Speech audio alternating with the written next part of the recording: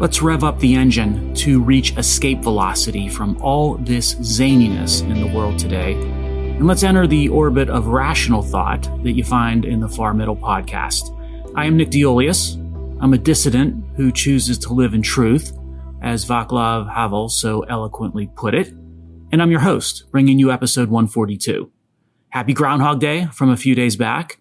And I believe, if memory serves me well, that we covered a little bit of the history of Groundhog Day last year this time, or maybe it was 2 years ago. Time flies. But anyway, no need to rehash that now. You can access it in the archives on nickdiolius.com if you are so inclined. And I have no idea what the famous Pennsylvania animal did this time or what it means for weather. I don't pay much attention to that. But anyway, I do love the movie Groundhog Day. And one of my favorite quotes is from Phil, that's the character played by, of course, Bill Murray, who famously summed up the event in the movie with the following quote: "This is pitiful. 1,000 people freezing their butts off waiting to worship a rat. What a hype. Groundhog Day used to mean something in this town. They used to pull the hog out and they used to eat it. You're hypocrites, all of you." Classic Bill Murray. Sports dedication time, and thank you to those who've let me know how you're enjoying the new path we've chosen with our sports dedications for the past dozen or so episodes, where we're taking something or someone of note in the sports world, but also tie them into a significant historical and non-sports aspect, good or bad, but certainly noteworthy and interesting in either type of case. Well, for episode 142, we have a case of an individual that decided the almost unthinkable with today's pro athlete and ended up paying a heavy price, the ultimate price, in fact. Someone we should not forget as time marches on, and an example of how we must always remain wary of war and the machinations of government. I speak of and dedicate this episode to Pat Tillman, and not for what he achieved as a pro football player, but what he did and what happened to him right after 9/11, and what the system ended up doing to his family. Now, he might have been the prototypical all-American kid, California native. He was very close to his family and friends, and many of those friends trace back to his days in high school. He drew strength from his friends and his parents and his wife, who, by the way, was his high school sweetheart. And he was especially tight with his brother Kevin, who was in the military also. And as we'll discuss in a minute, he served alongside Pat after 9/11. So Tillman, he goes to Arizona State University in 1994. He ended up earning the last scholarship for the football team, and he was an exceptional but an undersized linebacker at ASU.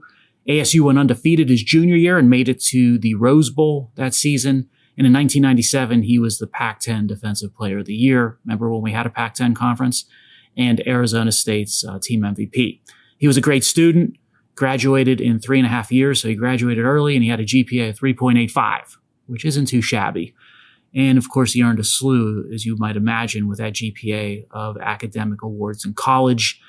And he also, later in life, I'm not sure if he did this in college, but after his college days, he studied all kinds of religions, really got into studying different religions. But guess what? He was an atheist. Very interesting.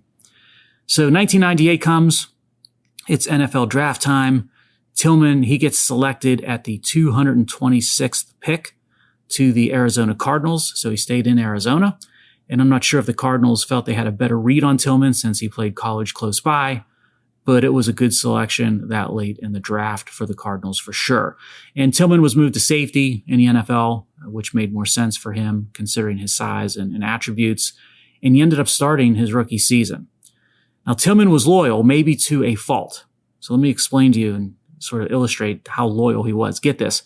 At one point in his NFL career, he turned down a 5-year, $9 million contract offer from the St. Louis Rams out of loyalty to the Cardinals, the team that he played for. Like I said, not your typical pro athlete. Then 9/11 happens, and everything changes for everybody. But Tillman makes a change beyond what just about all of us adjusted or how all of us changed. In May of 2002, and that's 8 months after the attacks, Tillman turned down a contract offer of $3.6 million over 3 years from the Cardinals, and instead he enlisted in the U.S. Army. He was changing careers in epic fashion, and this and what followed is why he is our dedication subject for this week's episode. So Tillman and, as I mentioned, his brother, they enlist in 2002. They completed basic training together and they went into the Army Rangers. Pat Tillman participated in the initial invasion of Iraq as part of Operation Iraqi Freedom and then was deployed to Afghanistan. In 2004, he was initially reported to have been killed by enemy combatants. Now, the Army initially claimed that Tillman and his unit were attacked in an apparent ambush on a road outside of a village near the border with Pakistan. But after investigation and investigations, actually, it was determined his death was due to friendly fire, a mistake which unfortunately is all too common in war with its inevitable confusion on the battlefield. We're seeing a lot of that actually today with Russia and Ukraine in terms of friendly fire causing substantial levels of casualties. And then war, of course, in and of itself is de facto unfortunate. Now, there was a lot of controversy about how the military handled the situation and whether it was being upfront with the Tillman family and the public. The story of being killed in active combat against an enemy, that plays much better to recruiting and it boosts the image of the military. But friendly fire deaths, they don't achieve those things. So there was at best, I'd call it a delay, a significant delay in coming out with the truth. And that's probably under the best of light. Tillman's unit ended up burning his body armor and his uniform. And the sort of thought there, it might have been apparently an attempt to hide the fact that he was killed by friendly fire. And by the way, his notes in his notebook, he was a pretty extensive note taker. They were also destroyed. Tillman's brother ended up testifying before Congress. And here's a quote from Pat Tillman's brother. "The deception surrounding this case was an insult to the family, but more importantly, its primary purpose was to deceive a whole nation." I thought that was a pretty powerful statement from Pat's brother. So Pat Tillman, after his death, received the Silver Star and Purple Heart medals, and many of the themes of the far middle, we find them apparent in the life of Pat Tillman. On the light side, of course, sports, but then there's also him being the exemplar of a great American doing exceptional things with a very unique life. And then there's the heavy side with how government dictates much when it comes to the individual and how outcomes play out with regard to individual opportunities and the individuals themselves. But here is to a true American, Mr. Pat Tillman, and our dedication for episode 142. We march on with Far Middle 142, wrapping in this episode our third and final installment of our trilogy that laid out a rational thinker's way of navigating through climate change and all the policies that are tied to climate change, whether they're climate policies or energy policies. Energy realities and policies, that's a reason why the Middle East is of vital importance to the United States and other nations today, and why the region, frankly, remains a flashpoint, which was and is a contributor as to why and how Pat Tillman ended up being there. And climate policies, they impact geopolitics and they make places like the Mideast more volatile than ever. Yeah, the fact of the matter is that tackling climate change, it does precipitate global strife, making the world, ironically, much more dangerous than it would have been without all the inept tackling of climate change that's going on. So in this episode, we discuss what the real or the true drivers are behind these climate policies that when you assess from a chemistry, physics, math, and economics series of perspectives. And when you do that, it's going to become very clear very soon that climate policies make absolutely no sense. And there's two different ways to approach this because there's two different broad groups of stakeholders that are going to benefit from these inept policies. And one more stakeholder group being of the external type with respect to places like the United States, and one of these stakeholder groups being more of the internal type within the United States and the West. And we're going to talk about both. We start with the external stakeholders. Pause for a minute and consider the adversaries that are out there to Republican democracies all over the world. Who are they? They are largely, if not exclusively, leftist in nature. And that can be communist or socialist or authoritarian or some combination often of two or three of those. They're all benefiting, ironically, from our own energy and climate policies and benefiting greatly on an unprecedented scale, I might add. So let's go on a quick world tour, a walk across the map to highlight this dynamic at play. OPEC is a great example of this, so we'll start there. OPEC was left for dead with the advent of the American shale revolution that the private sector and free enterprise and innovation and disruptive technology all brought to bear. But then came the climate policies and the energy policies that effectively ban and or mandate the walking away from domestic energy sources like natural gas and also sources like nuclear. Well, that plays right into OPEC's hands, and it does so on a couple of different fronts. First, there is an energy balance for every region, nation, and society that has to be satisfied or filled at the end of the day. And if it's not satisfied or filled, the lights go out and society crumbles. That equation, it just has to be satisfied. Again, society and economies demand their BTUs and their kilowatt hours and their horsepower. Now, if you hope that wind and solar are going to be able to provide our electricity needs, and you hope that electric vehicles, they're going to be able to provide an economy's way of transporting people and products to and from, you're sadly mistaken and going to be hugely disappointed. Now, as Europe has learned, you'll need something, anything, if you're desperate enough, even if it's Russian natural gas. Or in the case of the rest of the world, it will need something like OPEC oil to make those energy balances work. There's no alternative because you've killed the reliable domestic sources due to climate zealotry, and you've bet on the unreliable to fill the void with wind, solar, and EVs. So we find OPEC is once again exerting its control and acting in its own self-interest, but we've given it that control through our climate and energy policies. I also mentioned Russia, perhaps Exhibit A, in these negative consequences and the true drivers of these climate and energy policies. It's been well established that Russian interests, whether they were Russian companies or state actors, had been huge funders and supporters behind the scenes of the ban fracking movement across Europe and America. I'm sure Russian interests applaud the net zero and code red crowd day by day and policy by policy. Europe's a great example as to why Russia would want that. That gives Russia leverage, it emboldens it, and it makes it much more likely to invade countries like the Ukraine and maybe, just maybe, not stop there. Just ask the leaders of governments all across Eastern Europe how they're feeling these days with respect to Russia. Energy policy or climate policy, that's the single biggest enabler that made all those negative things come true with respect to what's going on in Eastern Europe. Now, Venezuela, which we talked about last episode in series 2 or the second video of the trilogy, that's a really interesting case.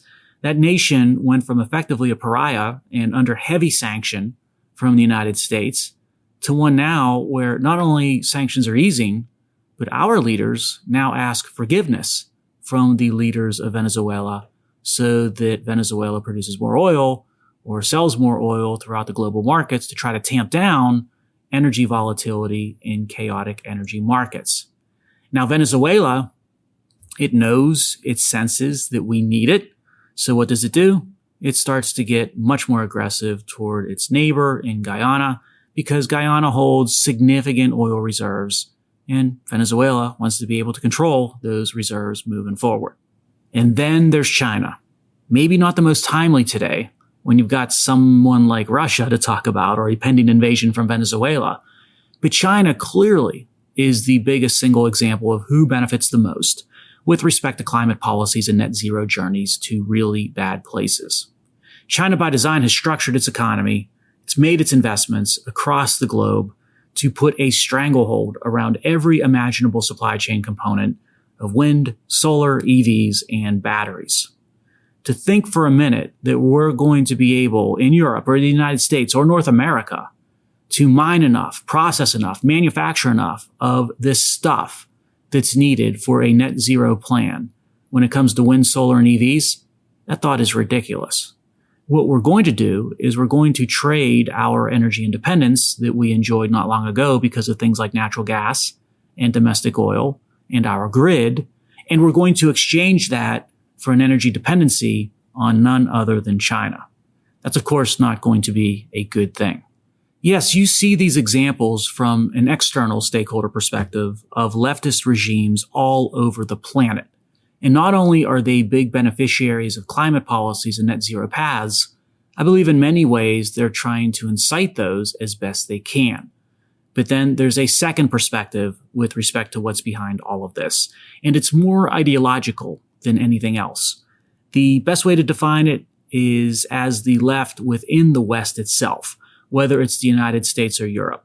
The left at the end of the day, more than anything, despises the individual and specifically disdains the freedom of the individual to choose for themselves. Yeah, the left is always looking to tear away that freedom of choice of the individual. And then once torn away, to then place that decision-making, that power, in the hands of a higher authority.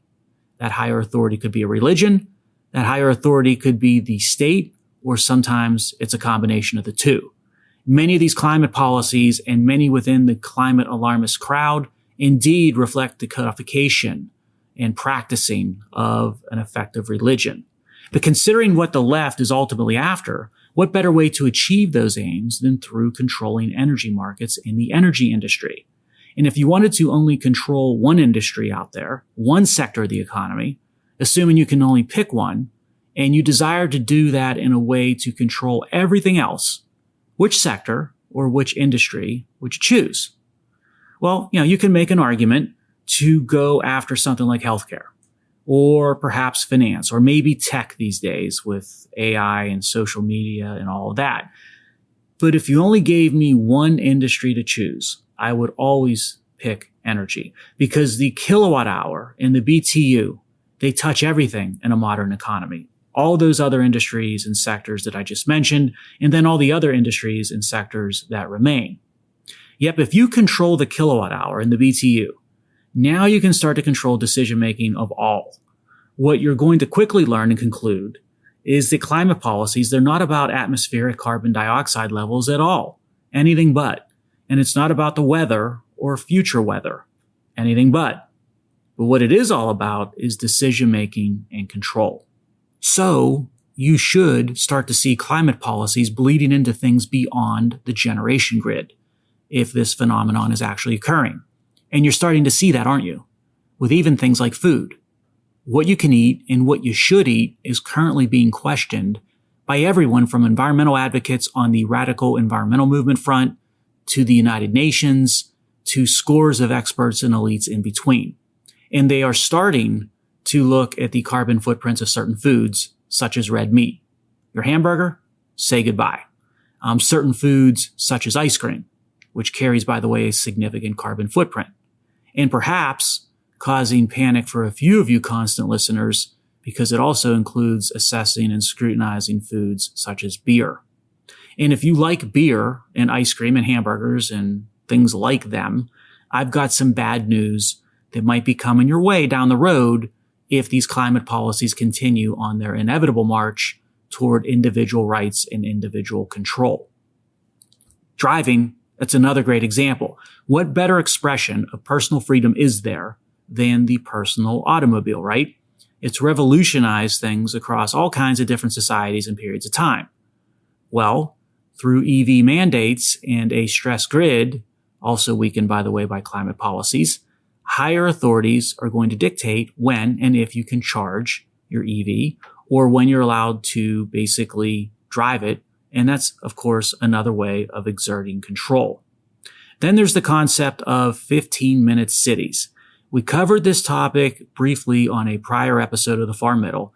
I don't know if you're familiar with the 15-minute city concept or not, but the idea is basically all of this climate policy impacts and sort of tactics, they're all rolled into one within the concept of a 15-minute city, where there's a movement out there where policy should incentivize to demand the forcing and controlling of how individuals should live.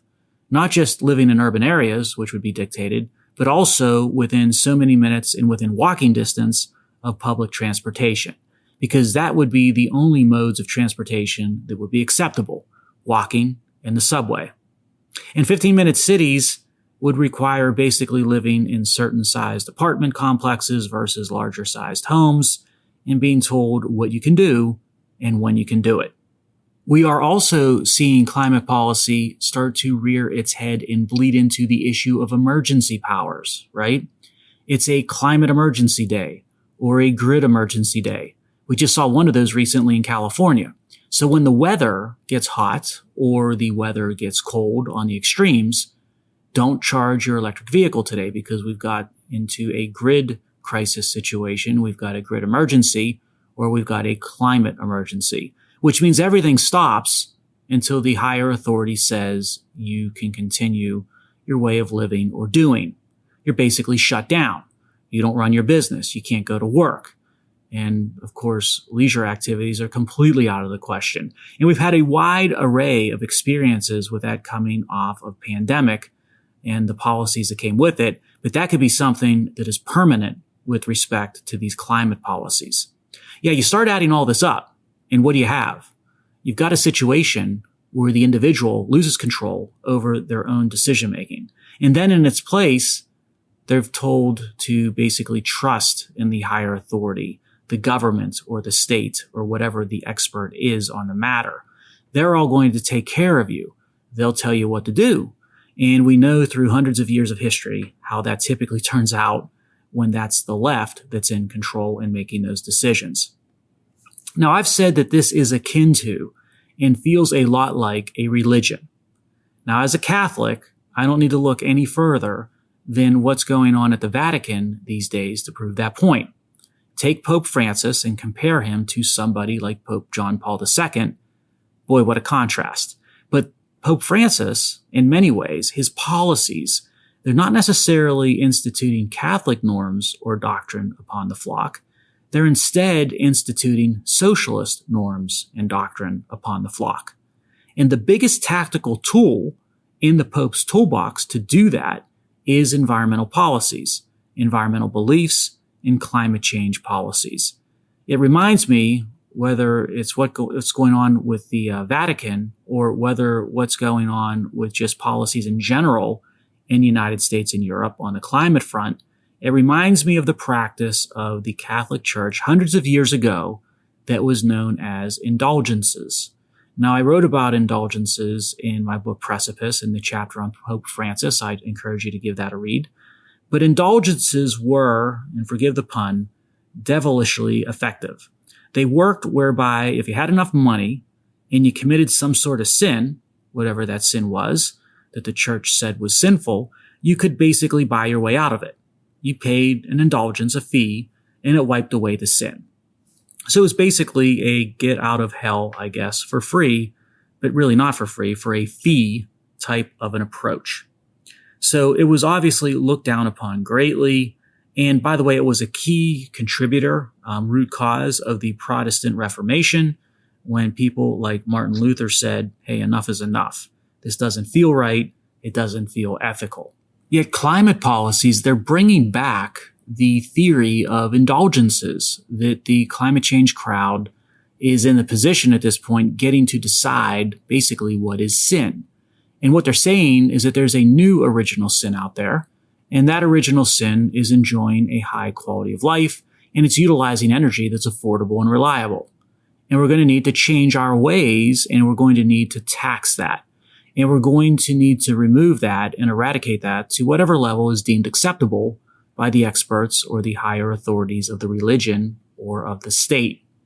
Now, as an engineer and someone who loves science, maybe the most troubling thing with regard to many of these climate policies and many of these net zero plans and schemes is that they all hinge on the ability to destroy the scientific method, which, by the way, has brought immeasurable benefits the scientific method has to society since the Enlightenment. And in its place of the scientific method, we're going to put climate policies that impose and shove the science, which is an orthodoxy, a religion that's rigid, that embraces scientific consensus, with the popular or elite view getting to decide what the consensus is instead of trying to strive to find ways to shatter the consensus and advance the ball and advance the state of the art forward. And that, constant listener, that might be the most troubling item in the entire wall of worry that climate policies present. Hey, I hope you enjoyed these discussions that we've had the last couple of weeks on a rational way to approach climate change and climate change policies. You can view videos that discusses this same topic on YouTube under the Nick DeIuliis channel. Check those out. There's other great content that we post on there all the time. Subscribe to it. I'd encourage you to subscribe to the channel if you want. And I had a lot of fun putting these together, and I hope that they help to clarify your thoughts on this all-important topic. Now let's wrap this episode and bring it on home. Bring It On Home. That's a very underrated song by Led Zeppelin, and it's on the Led Zeppelin II album, which was released when? Oh, Led Zeppelin II was released on this episode's release date of February 7th. Now, not in 2024, like this Far Middle episode 142, but back in 1970.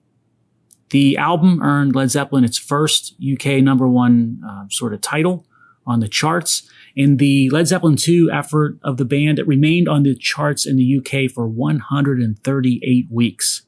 That's almost as many episodes as we published of the Far Middle, for goodness sake. And in America, Led Zeppelin II, its performance wasn't all that shabby either. It topped the Billboard charts for 7 weeks. The album was written throughout the band's 1969 European and American tours, and it was recorded in multiple studios on both sides of the Atlantic. Not a shocker here, but guitarist Jimmy Page was the producer. People just love some of the sort of staple songs of this album. You've got Ramble On, Whole Lotta Love, Heartbreaker. And I think I loved them as well years ago, as in the first 10,000 times that I heard each. But they've been just so overplayed through the years that I really don't listen to those songs all that much anymore.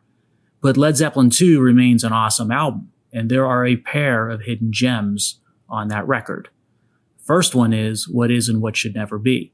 That is an awesome composition for a hard rock band, very layered, and it serves, by the way, as a classic moment in cinema with the flip-out scene of Bradley Cooper in Silver Linings Playbook when he lost it and flipped out in his parents' home late at night. That's a great movie scene. Now, the second hidden gem on Led Zeppelin II, it's that song title that I referenced to make the connection to the album itself, which is, of course, Bring It On Home. That is a great song, and like a lot of Led Zeppelin songs, it's a cover of a blues song. Bring It On Home was written by Willie Dixon and then recorded by Sonny Boy Williamson in 1963.